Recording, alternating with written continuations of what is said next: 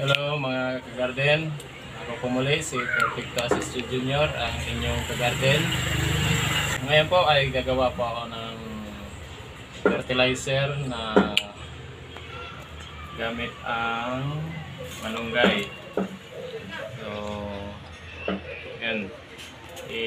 Itong fertilizer na to is mayaman to sa nitrogen na kailangan ng mga halaman natin para sa kanilang paglaki, para maging matibay yung mga sanga, puno ng ating halaman, at saka rin to lago ng mga dahon para maging berding-berde sila. Tapos meron din ako rito para naman sa gagawin kong insecticide, organic insecticide. Ito yung mga dahon ng oregano na ginayat ko or tinagtad. I-blender ko rin yan. Tapos i-spray ko kasi medyo marami na yung mga uod. Madami yung higad sa mga nagkakabutas-butas na yung mga dahon ng halaman. Okay, so start tayo. Unahin muna natin yung sa fertilizer natin.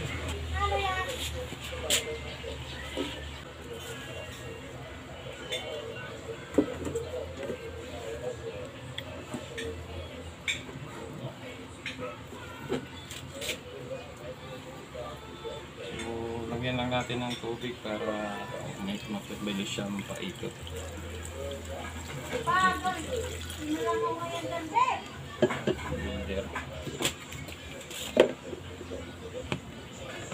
Okay, so blender na natin.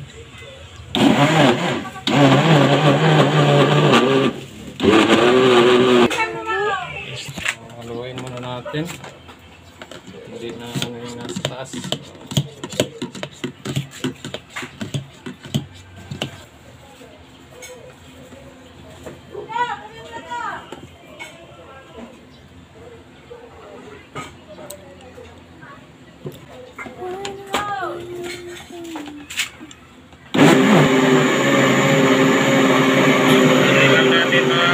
Siguraduhin lang na pinong-pino talaga, nadurog na siya. Nagsala tayo, kunti lang yung matitira. Okay. So, isalin na natin.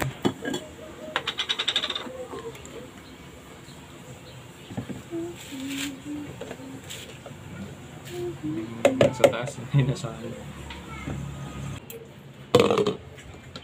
Salain lang natin. Sigurado. Hindi ko siya.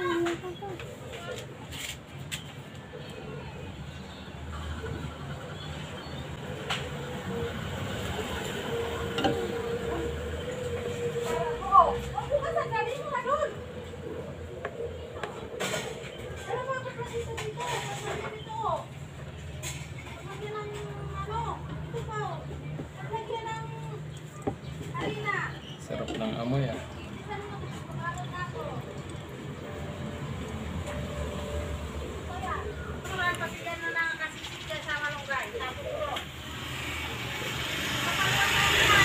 Ito na mga kagarden, so tapos na yung malunggay natin, mag-blender, so sinasala natin, patapos na. Mga kagarden, so nakadalawang baso tayo.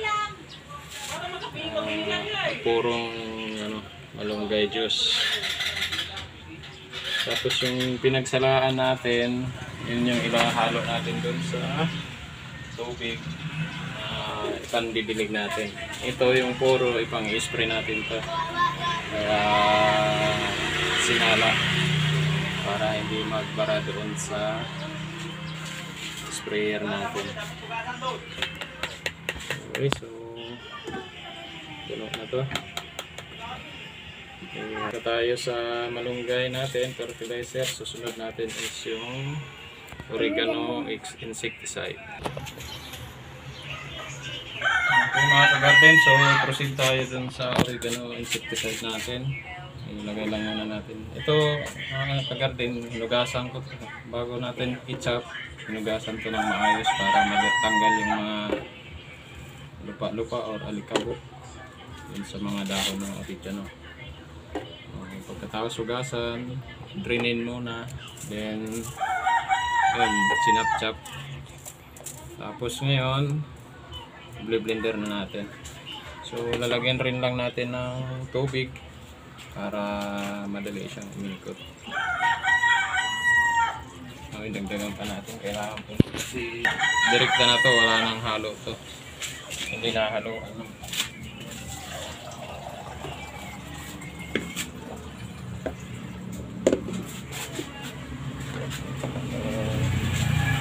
Kung ano, pagkatapos i-blender nito, kung ano yung solution niya, yun na yun, yung ibang i-spray natin.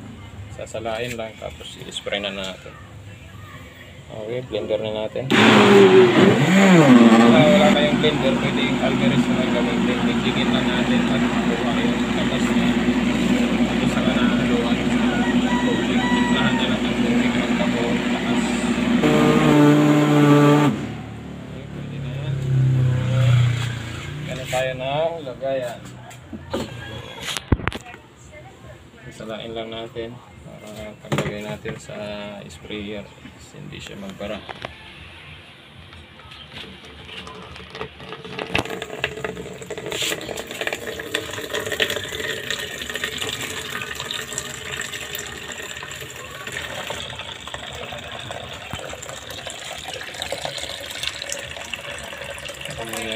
Mga kabardin yung oregano insecticide natin.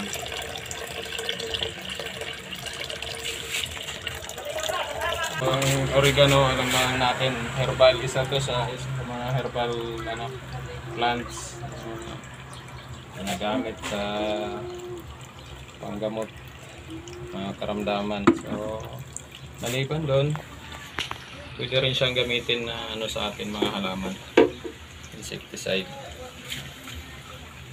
lalo na laban sa mga uod, kumakain sa mga dahon ng halaman natin.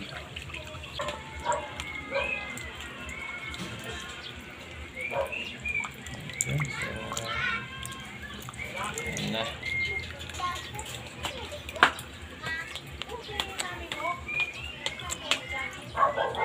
Okay, halo na rin natin to sa yung pinagsalaan, halo natin dun sa pandilig.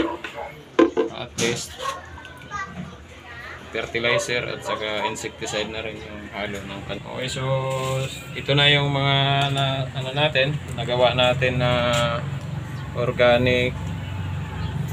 Ito yung organic fertilizer natin na gawa sa malunggay. Ito puro na siya, purong juice. Tapos ito naman yung oregano insecticide natin. So mamaya mag-actual application tayo.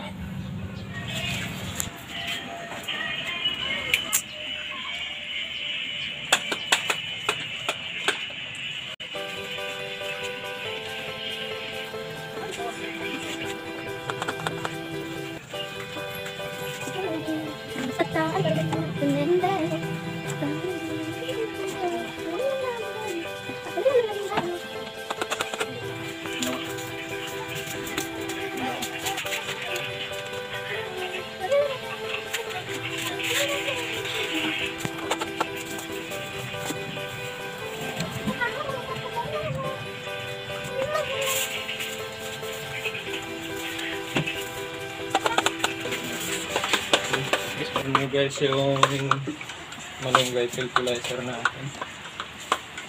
Dito rin lang natin sa ubas spray kasi umuulan sa labas. Kaya lang pag mag-spray tayo sa labas.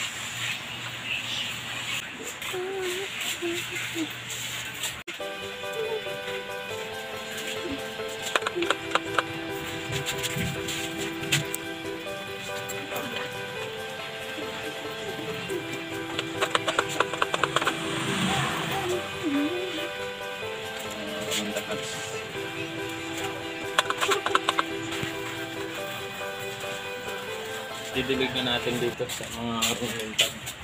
Mga dito lang sa loob. Kasi maulan.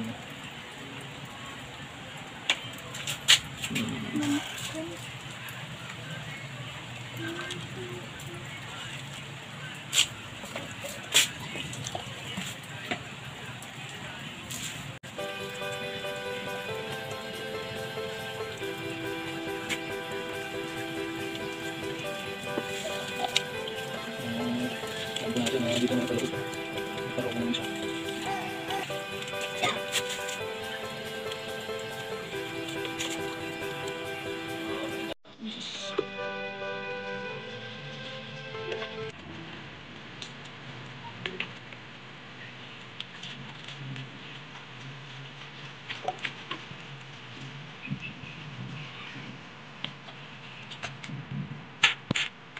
Okay guys, tapos na tayo. Mapakita natin paggawa ng fertilizer na organic fertilizer at saka insecticide at saka yung apple application nya. So hopefully may naituro po ulit ako na konting kaalaman para sa inyo tungkol sa organic farming or gardening. And sana kung nagustuhan nyo, paki-like lang po at paki-share na rin para mas marami pa po yung abot ng ating video. Maraming salamat at muli magandang araw. Ingat po tayo lagi. Thank you.